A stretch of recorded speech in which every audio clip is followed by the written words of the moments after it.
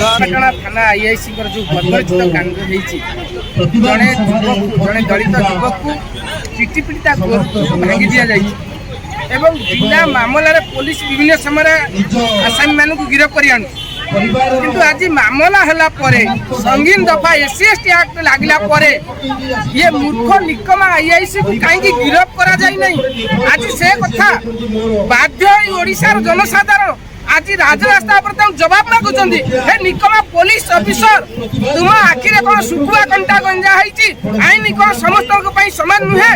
जड़े आईआईसी जातिगत निर्यातना नहीं बाड़े बाड़े जन गोड़ को भांगी दिखाई सी से थाना रहिले साक्षी को प्रभावित कर मामला को प्रभावित कर निकमा पुलिस आईआईसी तुरंत से सस्पेंड कर गिरफ कर आज से ही दाबी नहीं जॉइंट एक्शन कमिटी तरफ आज डीसीपी ऑफिस को कार्यालय को आगामी कर दिया जाए। आज डीसीपी सार एसी रूम भीतर बसी आज डरी साधारण जनता को एसी रूम भीतर बसी काचघर भीतर देखुं आज 43 डिग्री खरारे साधारण जनता जवाब मागुंट ये चोर पुलिस निकमा पुलिस दलाली पुलिस जातिवादी पुलिस जवाब नहीं चुप पाई बस से जनसाधारण आज जवाब न पाइला पर्यंत आईआईसी को गिरफ्त न करा पर्यंत न करा पर्यंत आज ये आंदोलन पुणी चलो बंद कर।